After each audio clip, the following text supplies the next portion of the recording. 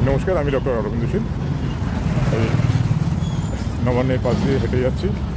ওই দূরে দেখা যাচ্ছে পরিবর্তন কি আসবে, সেই আশায় বাঙালি উৎকণ্ঠা ভরা দিন গুনছে 2026-এর অ্যাসেম্বলি ইলেকশন অবধি।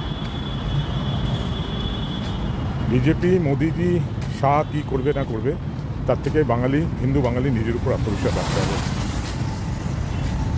কারণ এটা হিন্দু বাঙালির অস্তিত্বের পরীক্ষা, আত্মমর্যাদার পরীক্ষা। কারণ এটা প্রমাণ করতে হবে যে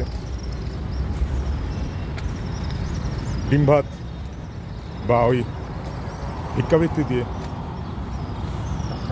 এই হিন্দু বাঙালি জাতিকে দাবিয়ে রাখা যাবে না। কারণ হিন্দু বাঙালির ইতিহাস বলে, হিন্দু বাঙালির সংস্কৃতির প্রাণভূমরা হলো তার আত্মমর্যাদা, আর এটাই তার কৃষ্টি সৃষ্টির কারণ। এই আত্মমর্যাদা হলো কোর ভ্যালু। তাই হিন্দু বাঙালিকে নিজের বলে বলিয়ান হয়ে ঘুরে দাঁড়াতে হবে। আর ভাবতে হবে যে আগামী দিনে এই বাংলার ক্ষমতায় যেন বকলমে অন্য কেউ বসে না চালায়, তাহলে সে অর্থে পরিবর্তন হবে না। বিজেপির কেন্দ্রীয় নেতৃত্ব হয়তো পরিবর্তন চায় না, কারণ পরিবর্তনের একটা বড় উদ্দেশ্য থাকে ক্ষমতা বিকেন্দ্রীকরণ, ক্ষমতা এক হাত থেকে আর এক হাতে নেওয়ার। বাংলায় তৃতীয় শক্তি হিসেবে বড়বাজার গোষ্ঠী ইতিমধ্যেই ক্ষমতার আসনে। বাংলার যে আর্থসামাজিক ক্ষমতা সেটা এই গোষ্ঠীর হাতে। বাংলায় যে কোটিপতি রয়েছে তার 90% হলো এরা। এই কারণে যত না রাজনৈতিক প্রয়োজন, তার থেকে বেশি প্রয়োজন হলো এদের ক্ষমতায় থাকা। সেই জন্য রাজনীতির পরিবর্তন হলো কি হলো সেটা ম্যাটার করে না। কারণ যদি এরা ক্ষমতায় থাকেই, তাহলে সেই ক্ষমতাকে তো বিকেন্দ্রীকরণের দরকার প্রয়োজন নেই। বরং ক্ষমতায় এলে বাঙালিকে মিনিস্টার করে, জাতীয়তাবাদী হিন্দুত্ববাদী বাঙালিকে মিনিস্টার করলে তাদের ক্ষমতায় হাত করতে পারে। সেই জন্য হয়তো তারা কেন্দ্রীয় নেতৃত্ব ক্ষমতায় আসতে চাইবে না, কারণ তারা বড়বাজারের রিপোর্ট কার্ডে চলে। কিন্তু হিন্দু বাঙালিকে, তাদের নেতৃত্বকে ভাবতে হবে হিন্দু বাঙালির সংস্কৃতি, হিন্দু বাংলাকে বাঁচাতে হলে তাদের যে কোনোভাবেই ক্ষমতায় আসতে হবে। এবং যে একটা ধারণা হয়েছে যে বিহারে আসার পরে বাংলায় আসবে, বিজেপি কেন্দ্রীয় নেতৃত্ব সেইভাবেই একটা ইশারা দিচ্ছে, এটা ভুলও হতে পারে, এটা মিসলিডিং হতে পারে।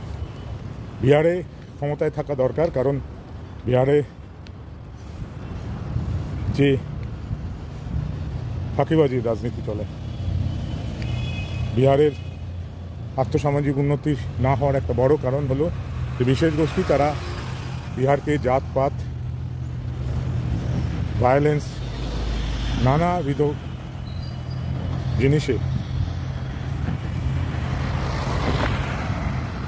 ডিস্ট্র্যাক্ট করে রেখেছিল, এবং সেই ডিস্ট্র্যাকশনের ফাঁকে তারা এই রিসোর্স সমস্ত কিছুর মালিক হয়ে বসে। এবং সেই মালিকানা হাতে রাখার জন্য ক্ষমতায় আসা দরকার, আর কোনো ডিস্ট্র্যাকশন নেই। কারণ পিকে তার প্রচারের মধ্যে দিয়ে সেই সত্যগুলো কিন্তু, এজেন্ডাগুলো কিন্তু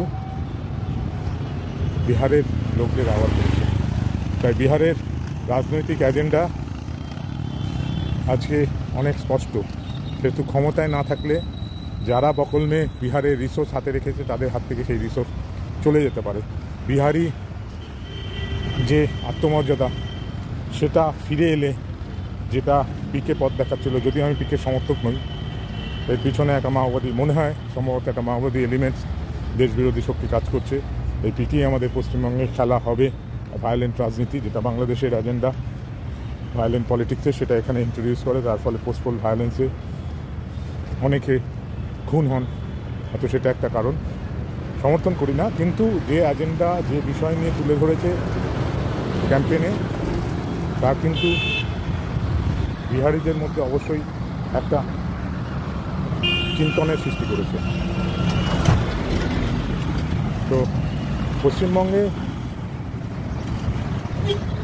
সেই আর্থসামাজিক উদ্দেশ্যটাই আসল। সেই আর্থসামাজিক উদ্দেশ্য যদি ক্ষমতায় না থেকেও ক্ষমতায় থাকা হয়, সেই ক্ষমতা যদি হাতে থাকে, তাহলে তারা চাইবে না সামনে আসতে, পিছন দিয়েই কলকাঠি নাড়তে। এবং এখানে একটা বড় ডিস্ট্রাকশান আছে, এই জিহাদি ডিস্ট্রাকশান, মামক এলিমেন্ট, সেটাকে সামনে রেখে এরা সহজেই এখানকার মালিক হয়ে বসবে ভবিষ্যতে আরও বেশি করে। তাই কেন্দ্রীয় নেতৃত্বের উপর ভরসা করা যাবে না।